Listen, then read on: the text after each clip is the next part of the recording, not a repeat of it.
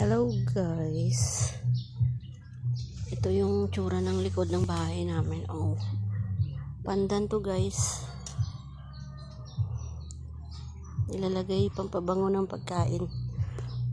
Marami din itong health benefits.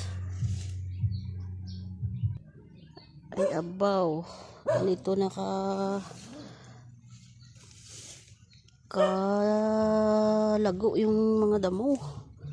Kakatakot naman lumusong. Pero maghanap ako ng takway. Wala naman sigurong ahas dito guys. Ayan ang malaking punong mangga.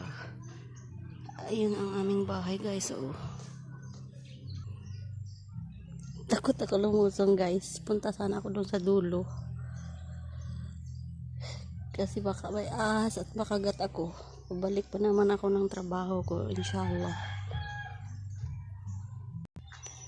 Ito yung hinahanap ko guys. Ito yung takway guys. Ginugulay kasi ito sa amin sa probinsya. Yan guys, ito yung hinahanap ko. Yung lasa po niyan ay parang okra. Madulas. Meron naman dito, malapit sa bahay. Gusto ko sana dun. Kaso lang baka may ahas. Ito guys, katulad na ito.